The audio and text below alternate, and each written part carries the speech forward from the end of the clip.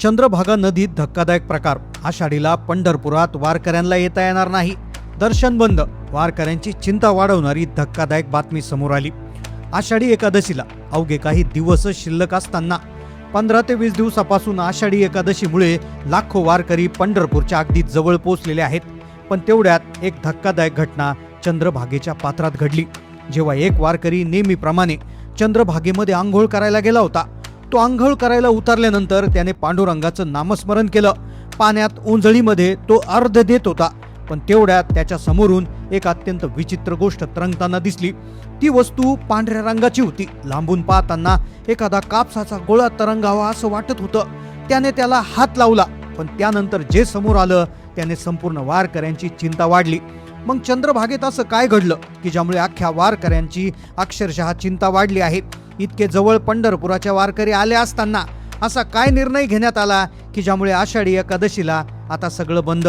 काय नवा निर्णय लागू झाला? चला जाणून घेऊया संपूर्ण सविस्तर रिपोर्ट. महाराष्ट्रामध्ये आषाढी एकादशीला पंढरपुरात लाखो वारकरी येत असतात. जी आषाढी एकादशी 25 जुलैला होणार आहे. अवघे बोटावर मोजण्या इतकेच दिवस शिल्लक राहिलेले असताना, वारकरी जवळ पोहोचलेले असतानाच थरकाप उडवणारी बातमी पंढरपुरातून समोर आली, आणि ती ही पवित्र चंद्रभागेच्या पात्रातून. शेकडो दिंड्या, लाखो वारकरी शेकडो किलोमीटरची पायपीट करत अत्यंत भक्तिभावानं पंढरपुराच्या काही अंतरावरच थांबलेले आहेत. पण तेवढ्यात अक्षरशः पंढरपुरातून एक निर्णय समोर आला, ज्याने विठुरायाचं दर्शन आता होणार की नाही, पंढरपुरांची एंट्री संदर्भात एक निर्णय घेण्यात आला. खरं तर चंद्रभागेच्या घाटावर नेहमीप्रमाणे एक वारकरी आंघोळीला गेला होता, आणि त्याच्या समोर जे दिसलं त्याने सगळं वातावरणच बदललं. अवघ्या काही दिवसावर वारकरी आता त्या ठिकाणी पंढरपुरात दाखल होणार आहे. सगळीकडे प्रशासनाची तयारी सुरू होती, पण एका व्यक्तीच्या बाबतीत एक घटना घडली, आणि ज्याने सगळं चित्रच बदललं. अक्षरशः आता सगळीकडे सोयी सुविधा सुरू आहेत. वाळवंटामध्ये देखील आता सगळीकडे जे चंद्रभागेचं वाळवंट आहे तर तिथे देखील सुविधा ठेवल्या जात होत्या. पण तेवढ्यात एका ठिकाणाहून आलेले एक निष्ठावान वारकरी विलास हे आपल्या दिंडीच्या पुढे निघून आले होते. त्यांना माहिती होतं की 25 जुलैला कदाचित दर्शन होणार नाही, त्यामुळे ते 1-2 दिवस आधीच आले आणि आजच दर्शन घ्यायचं ह्या हिशोबाने ते आले होते. पण त्यांना माहिती नव्हतं की ते जेव्हा या चंद्रभागेच्या पात्रात जातील त्यानंतर अख्ख्या वारकऱ्यांसाठी एक मोठा धक्का बसणार. शेकडो किलोमीटर चालल्यामुळे त्यांना थकवा होता, पण काही किलोमीटर ते गाडीने आले होते. विठुरायाच्या दर्शनाची आस. वारकऱ्यांच्या नियमानुसार आता विठ्ठलाच्या दर्शनाला जाण्यापूर्वी चंद्रभागेत पवित्र स्नान करणे ही त्यांची श्रद्धा होती. आता खरं तर ती वेळ पहाटेची होती. आकाशात अजून तांबडंही फुटलं नव्हतं. चंद्रभागेच्या घाटावर मंद दिव्यांचा प्रकाश पडला होता. थोडाफार पाऊसही पडत होता. हवा अत्यंत थंड. विलास हे अंगावर तुळशीची माळ घालून, कपाळावर गोपीचंदन आणि बुक्का लावून शांतपणे चंद्रभागेच्या पायऱ्या उतरू लागले. घाटावर इतरही काही गावाकडून आलेले वारकरी होते, आणि काही चर्चा करत होते की आता आषाढी वारीला बघा किती गर्दी होईल, किती वारकरी येतील. पण त्यांना माहिती नव्हतं की हा व्यक्ती जेव्हा पाण्यात उतरेल त्यानंतर गर्दीच इथे सगळा निर्णय बदलणार. विलास सावकाश पाण्यामध्ये उतरले. पाणी कंबरभर होतं. पाण्याचा थंडगार स्पर्श होता. विलास यांनी दोन्ही हात जोडले, डोळे मिटले आणि मनात विठ्ठल माऊलींचं स्मरण करत पात्रात पहिली बुडी मारली. जशी पहिली बुडी मारली, पाण्यातून बाहेर आले, तसा त्यांना एक विचित्र आणि वेगळा अनुभव आला. ते दर महिन्याला वारीला यायचे, पण त्यांना अशीच कधी अनुभव आला नव्हता, कारण की तो अनुभवच विचित्र होता. पाण्याबाहेर आल्यानंतर त्यांना नेहमी मिळणारी ती प्रसन्नता आणि ताजेतवानेपणा त्यांना जाणवत नव्हता. त्याऐवजी त्यांच्या नाकात एक अतिशय तीव्र आणि उग्र वास गेला. तो वास नदीच्या नैसर्गिक पाण्याचा किंवा कचऱ्याचा अजिबात नव्हता. तो एखादा रासायनिक किंवा एखाद्या सडलेल्या द्रवासारखा उग्र नाक पुसटणारा वास होता. विलास यांनी आजूबाजूला पाहिलं. थोडासा अंधार होता, पण मंद प्रकाश असण्याला त्यांना स्पष्ट काही दिसलं नाही. त्यांनी विचार केला की कदाचित काठावर कुठेतरी कचरा साचला असेल किंवा एखादा मृत प्राणी आणून टाकला असेल. त्यांनी मनाची समजूत घातली खरी, पण पुढील 5 मिनिटांनंतर ते जे उघडकीस आणणार होते त्यामुळे लाखो वारकऱ्यांची चिंता वाढणार होती. सूर्यदेवाचं स्मरण करत त्यांनी दोन्ही ओंजळीत पाणी घेऊन ते पुन्हा खाली झुकले. त्यांनी दुसरी बुडी मारली, पण यावेळेस त्यांना पाण्याच्या आत एक अशी विचित्र आणि भयावह एक आवाज ऐकू आला. सर सर सर असा गुदमरणारा, जणू काही पाण्याचा प्रवाह अचानक पेटून उठल्यासारखा आवाज पाण्याच्या तळातून येत होता. पाण्याचा नैसर्गिक खळखळाट पूर्ण थांबला होता. त्याऐवजी एक जड घट्ट असा प्रवाह त्यांच्या पाण्याला स्पर्श करून जात होता. विलास यांनी घाबरून डोळे उघडले. समोरचं दृश्य पाहून त्यांच्या पायाखालची जमीन सरकली. 5 मिनिटापूर्वी त्यांना वास येत होता. त्यांना वाटलं काहीतरी वेगळं असेल, पण आता जो वास होता तो आता डोळ्यासमोर दिसत होता. समोरून म्हणजे चंद्रभागेच्या वरच्या भागाकडून पाण्याचा प्रवाहाचा अत्यंत वेग बदलला होता.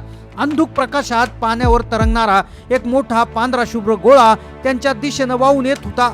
लांबून पाहताना असं वाटत होतं की जणू कोणाचं तरी कापसाचं मोठं पोतं किंवा गादीचा भाग पाण्यात फुटला आहे आणि तो कापूस पाण्यावर तरंगतोय. पण विलास यांच्या मनात शंका आली. जर तो साधा कापूस असता तर त्यांनी आतापर्यंत पाणी शोषून घेतलं असतं आणि तो पाण्याच्या तळाशी बुडला असता. पण तो पदार्थ अजिबात बुडत नव्हता. तो पाण्याचा पृष्ठभाग व्यापत अगदी फुग्यासारखा वर तरंगत होता.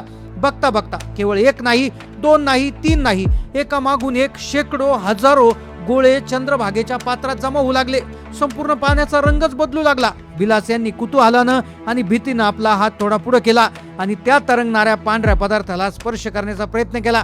पण जसा त्यांच्या हाताच्या बोटाचा स्पर्श त्या पांढऱ्या गोळ्याला झाला तसा विलास यांच्या तोंडून एक मोठा किंचाळण्याचा आवाज निघाला. तो कापूस नव्हता, तो कपडा नव्हता, तो एक असा पदार्थ होता की ज्याने आता वारीवर सगळ्यात मोठं संकट येणार होतं. चंद्रभागा नदी, जिला एक फक्त नदी नाही तर वारकऱ्यांचं श्रद्धास्थान मानलं जातं. चंद्रभागाला आई म्हणून काही वारकरी त्याच्यात आंघोळ करतात. पण त्या चंद्रभागेमध्ये एक धक्कादायक प्रकार घडला आणि त्यानंतर निर्णय घेण्यात आला. पण मग काय होता तो प्रकार? हात लावल्यानंतर पुढे काय होणार होतं की ज्यामुळे सगळ्या वारीवर मोठा धोका निर्माण होणार होता? खरं तर त्यांनी जिथे हात लावला होता तर तो एक प्रकारचा चिकट, एक प्रकारचा रासायनिक फेसाचा गोळा सापडला. स्पर्श होताच विलास यांच्या हाताची त्वचा आग मारू लागली. एखाद्याने हातावर जळणारे ऍसिड किंवा गरम तेल ओतावे अशी वेदना झाली. अक्षरशः त्यांना प्रचंड वेदना होत होत्या. त्यांनी तातडीनं घाटाच्या पायऱ्याच्या दिशेने धाव घेतली. धावा पळा, नदीत काहीतरी विषारी आले. विलास मोठ्याने ओरडले.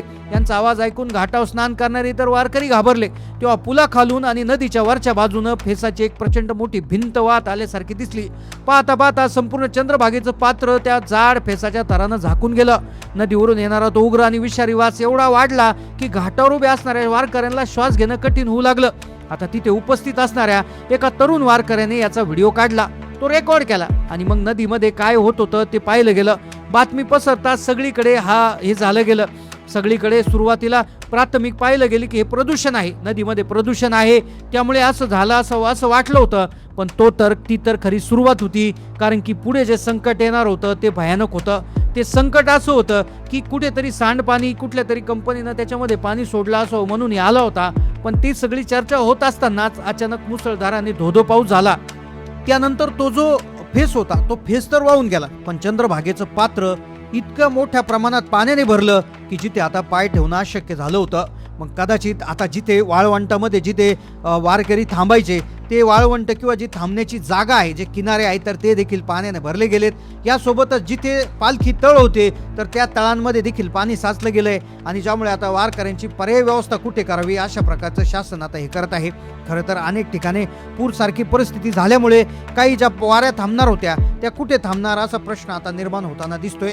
पण मग ही जी घटना होती या घटनेनंतर प्रशासनाला खडबडून जाग आली आणि त्यानंतर आता सगळ्या सुरक्षेचे उपाययोजना त्या ठिकाणी केले जातात. जे वारकरी आता पंढरपूरच्या दिशेनं जवळपास पोहोचले आहेत तर त्यांच्यासाठी ही महत्त्वाची सूचना देखील देण्यात आलेली आहे की आपणच आपली काळजी घ्यायची आहे. पाणी खोल असेल किंवा पुराची परिस्थिती असेल तर पाण्यात जाऊ नये असं स्पष्टपणे त्या ठिकाणी सांगण्यात आलेलं आहे. तर या घटनेवरून तुम्हाला काय वाटतं नक्की कमेंट करून कळवा. चॅनलला नवीन असाल तर सबस्क्राईब करा. धन्यवाद.